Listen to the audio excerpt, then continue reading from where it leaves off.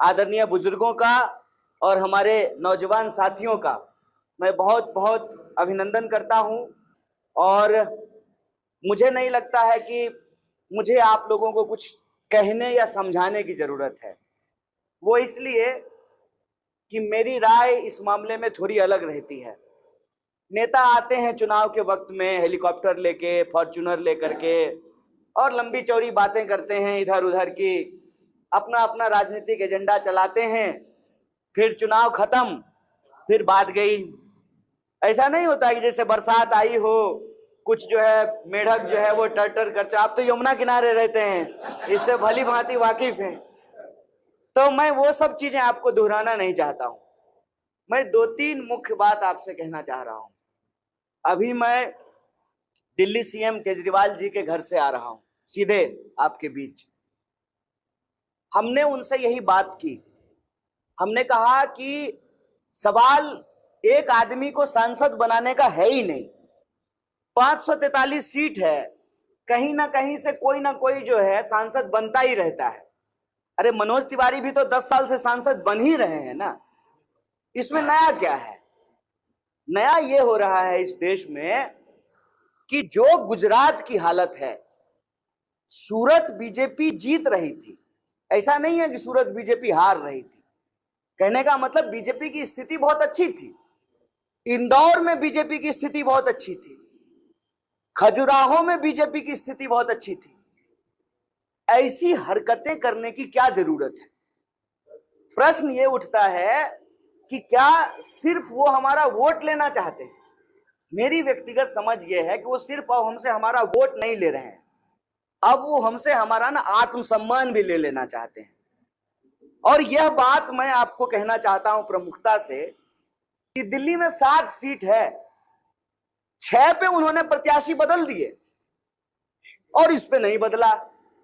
और मैं दावे के साथ कह रहा हूं, मैं इस क्षेत्र में रहा हूं, 2009 में यही नेहरू विहार में रहा करता था। मैं वाकिफ हूं सब इलाके से। मुझे मालूम है कि संत नगर कहाँ है, मुझे गूगल मैप नहीं ढूंढना पड़ता है। पुरारी कहाँ है, झरोदा कहाँ है, मुकुंदपुर कहाँ है, ये मुझे मालूम है। नेहरू विहार कहाँ है, गांधी विहार कहाँ है, मुखर्जी नगर कहाँ है, मलकागंज कहाँ है, मुझे मालूम है। गोपालपुर कहाँ है, क्योंकि इस एरिया में रहे हैं। यूनिवर्सिटी पास में थी और यूपीएससी की तैयारी के लिए यहाँ आए थे, जैसे बहुत सारे लोग आते हैं। आपको मालूम है संजीव झा जी भी यूपीएससी की तैयारी करने के लिए आए थे और गांधी विहार में रहा करते थे। अब जीवन का संयोग होता है, राजनीति हमारे जीवन के संयोग में था, ये हमको मालूम नहीं था। हम तो जैसे सामान्य विद्यार्थी पढ़ता है, पढ़ाई के रास्ते में आगे बढ़ता है, और इस सरकार से हमारी कोई व्यक्तिगत दुश्मनी नहीं थी। बस हमको यह एहसास हुआ कि देश में 60-70 साल का लोकतंत्र है और इतना अधिकार देश के नागरिकों को है कि वो जिसको वोट दिया है उससे कम से कम पूछ सके, सवाल कर सके। और आप देख लीजिए, हम इस सरकार के पहले शिकारों में से एक हैं। हम 2016 में जेल गए थे और अहंकार बढ़ते बढ़ते 2014 में चुनाव जीते थे। एनडीए की सरकार 14 में बनी थी, 16 में मैं जेल गया था। और जब दोबारा 2019 में जीते, उसके बाद देखिए कि अहंकार बढ़ करके कहां चला गया है कि चुने हुए मुख्यमंत्री को पकड़ के जेल में डाल रहे हैं। सवाल यह है कि हम किस तरफ बढ़ रहे हैं। गुजरात की हालत यह है कि विपक्ष है ही नहीं। सवाल यह है कि अगर विपक्ष है ही नहीं और विपक्ष होना ही नहीं चाहिए, तो फिर चुनाव ही क्यों हो रहा है? क्यों पैसा बर्बाद कर रहे हैं देश का? टैक्स पेयर का पैसा क्यों बर्बाद कर रहे हैं? घोषित कर दीजिए देश में कि जो है एक ही पार्टी की सरकार रहेगी, एक ही नेता रहेंगे, बाकी कुछ नहीं होना चाहिए। उसका नुकसान क्या होगा? उसका नुकसान यह होगा कि हमारे आपके पास जो अधिकार है वो अचानक से हमसे छिन जाएगा। आखिर इतना जो है अभिमान मनोज तिवारी जी को कैसे है, किस नाम पर है कि 2014 में सांसद बने, 5 साल कुछ नहीं किया? बोलिए, हम झूठ बोल रहे हैं? 5 साल में आपके सुख दुख में, शादी ब्याह में, जीवन मरण में, किसी भी परिस्थिति में खड़ा रहे? भी पिछले जो है 2 साल पहले, ठीक है ना, इस इलाके की चाहे कोई भी घटना हो, चाहे कोई छोटी घटना हो या बड़ी घटना हो, चाहे कोविड का महामारी हो कि डेंगू का महामारी हो, सांसद अपनी जिम्मेवारी से भागे रहते हैं। प्रश्न ये उठता है कि किस आत्मविश्वास से एक बार, दो बार, अब तीसरी बार जो है उनको टिकट दे दिया गया। और देखिए उसमें मजेदार चीज क्या है कि उनका जब आप खाता उठा करके देखेंगे तो दिल्ली के सबसे अमीर सांसद प्रत्याशी हैं वो। सरकार को बताया है उन्होंने कि उनके खाते में 28 करोड़ रुपया है। हमारे खाते में 15 लाख रुपया आने की बात थी, आया क्या किसी के खाते में? मेरी लड़ाई जो है कोई व्यक्तिगत नहीं है। मेरे मन में प्रश्न आते हैं क्योंकि अभी इन्होंने कहा कि सरस्वती का आशीर्वाद है। हाँ, तो सरस्वती का ही आशीर्वाद है, लक्ष्मी जी का आशीर्वाद तो मनोज तिवारी जी पे ही है। मेरे मन में सिंपल सवाल आता है कि हमने देश के टैक्स पेयर के पैसे से पढ़ाई करी है। अगर इस देश में पब्लिक सेक्टर नहीं होता, मेरी माँ आंगनवाड़ी में काम करती है, तो क्या मैं अपने नाम के साथ डॉक्टरेट लगा करके इस सरकार के सामने खड़ा होने की हिम्मत कर पाता? क्या व्यवस्था जो है, जो जो अधिकार हमको मिले, हम नहीं कहते हैं कि सब अच्छा है, लेकिन सब बुरा भी तो नहीं है। कम से कम इतना तो अधिकार है ना कि मान लीजिए कि अगर ये काम नहीं करेंगे, एक उदाहरण मैं दे रहा हूं, तो जब ये अगली बार चुनाव लड़ने के लिए आएंगे तो आप इनसे पूछेंगे ना, क्या भाई बोले थे कि आपका गली बनवा देंगे, क्यों नहीं बनवाए हो? तो हम वोटर हैं, हम नागरिक हैं, हम गुलाम नहीं हैं। बुरारी की अगर हम बात करें, इतने कम समय में जो 3 सबसे प्रमुख सवाल की जानकारी मुझे मिली। एक, ट्रैफिक की समस्या भयंकर, सुबह सुबह निकलिए, आप अपने जो है चौक से बाहर नहीं निकल सकते, मुकुंदपुर चौक से बाहर नहीं निकल सकते हैं, बुरारी चौक से बाहर नहीं निकल सकते हैं, जीटीबी नगर से अगर आपको इधर आना हो, इतना जाम होता है हर तरफ। उससे क्या होता है? घंटों समय बर्बाद होता है, हमारा जो है पेट्रोल डीजल बर्बाद होता है, हमारा जो है मतलब कहते हैं कि काम करने के लिए आप जा रहे हो, काम पर पहुंचने से पहले ही आपका मूड खराब हो जाए घर से निकलते ही। और ये रोज की बात है, इस पर कोई चर्चा नहीं होगी। लोगों की जो समस्याएं हैं क्षेत्र की, अभी मैं गया ऐसे ही RWA की एक मीटिंग थी, उसमें लोगों ने बताया कि किस तरह से डीडीए मनमानी कर रही है। डीडीए का ये लोग पुराने जो है जमींदार लोग हैं, जगतपुर गांव के लोग हैं, इनका जो है इस इलाके में 12 गांव है, यमुना के इस तरफ और उस तरफ, यहाँ से लेकर के घोंडा से लेकर के रोहतास नगर तक, सब जो है जमीन काट काट करके कॉलोनियां बनी है।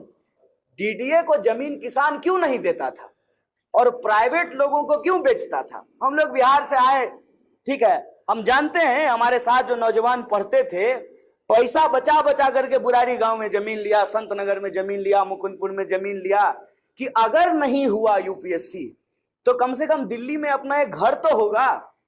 कोई जो है 50 गज का जमीन लेके, कोई 100 गज का जमीन लेके, कोई 200 गज का जमीन लेकर के, और 3-3, 4-4 लड़का मिल करके कि 100 गज का जमीन ले लेते हैं और फ्लोर बांट लेंगे। सवाल यह है कि इन्होंने अपनी जमीन डीडीए को क्यों नहीं दी? क्योंकि डीडीए जो है सही दाम नहीं देता था। प्राइवेट लोगों को लोगों ने जमीन दे दी, कॉलोनियां कट गई। अब डीडीए जो है ना बुलडोजर लेकर के घूम रहा है, बुलडोजर लेकर घूम रहा है और लोगों की कॉलोनियों पे बुलडोजर चला रहा है। आप देखिए, आपके आंख से आंसू आ जाएगा। एक जो है बूढ़ी माता का वीडियो हम देखे, वो रो रही थी, उसके सामने जो है उसका बना बनाया घर जो है डीडीए तोड़ करके चला गया।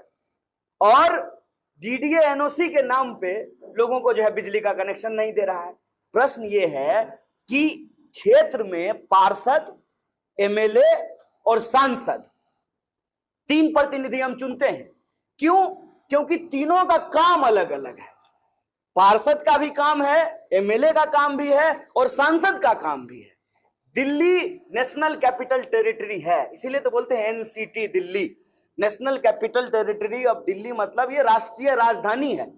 बहुत सारे अधिकार जो हैं वो केंद्र सरकार के अधीन है। आप पुलिस का ही उदाहरण ले लीजिए, पुलिस जो है वो केंद्र सरकार के अधीन है। लॉ एंड ऑर्डर का मामला है, आप सब जानते हैं कि इस इलाके में प्रशासन की निगरानी में अवैध शराब का काम होता है।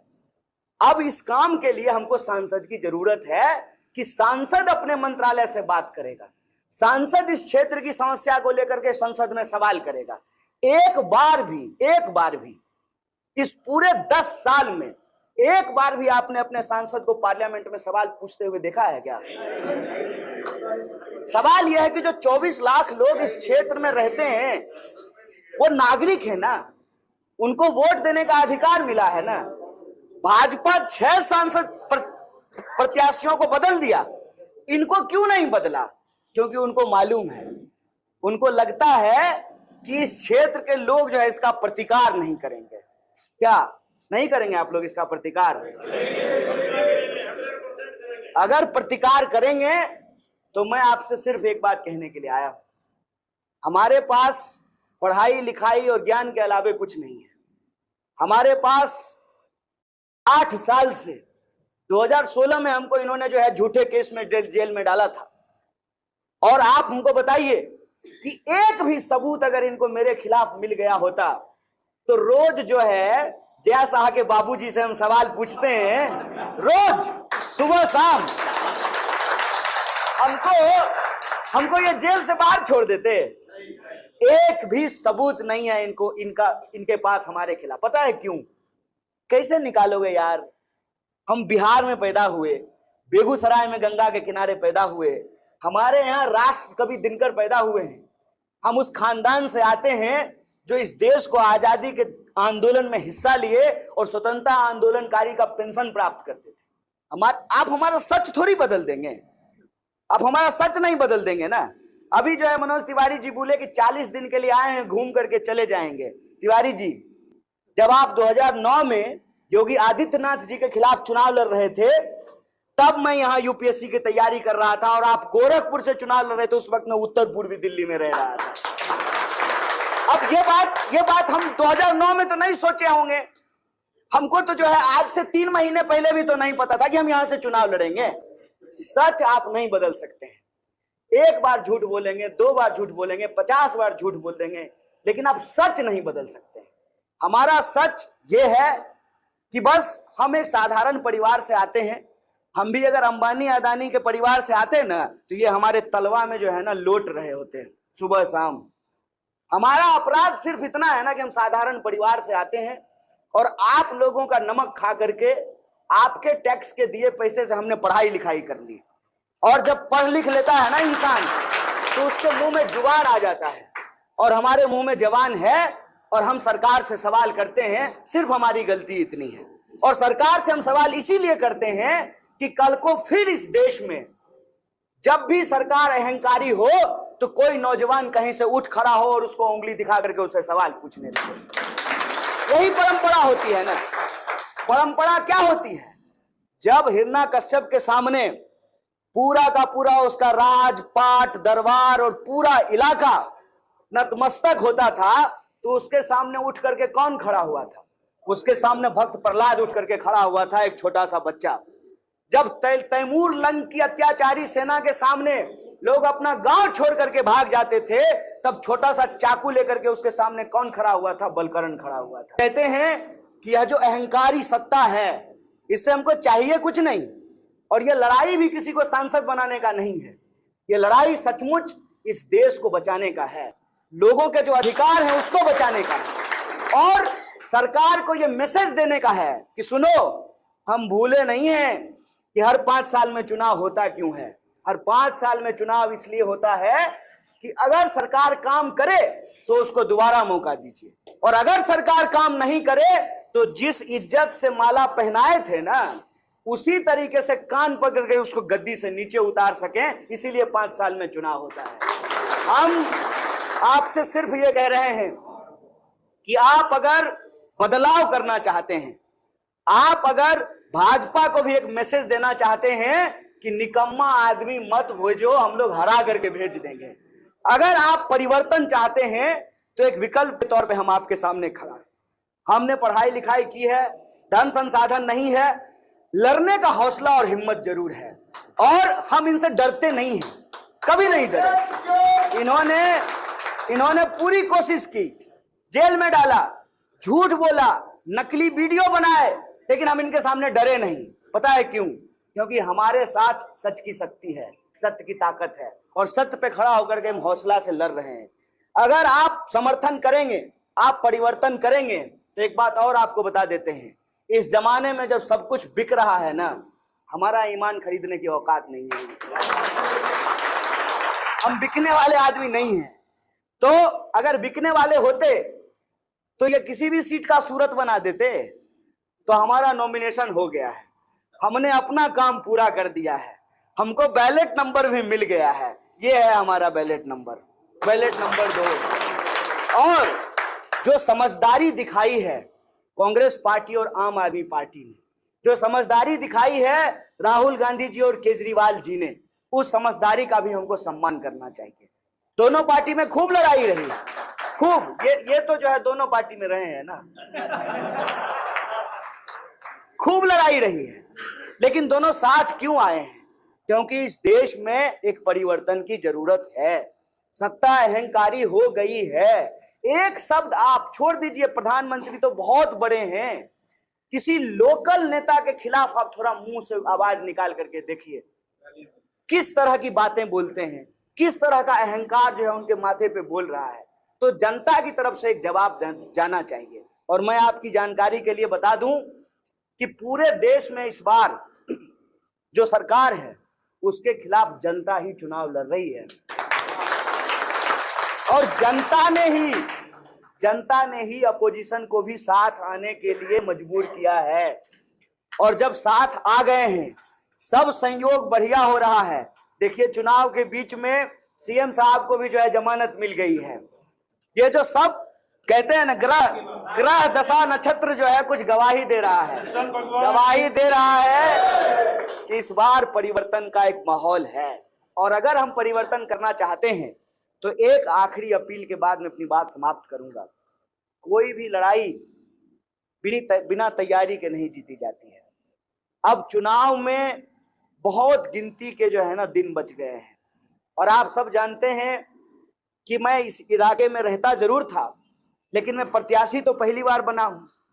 मेरी राजनीति तो जो है यहाँ थी नहीं, हमने यहाँ राजनीति करी नहीं है। और इस बात पे मैं कोई झूठ तो बोल नहीं रहा हूँ, झूठ क्या बोलूंगा, जो सच है सो है। मैं कोशिश कर रहा हूं कि मैं ज्यादा से ज्यादा लोगों तक पहुंच जाऊं।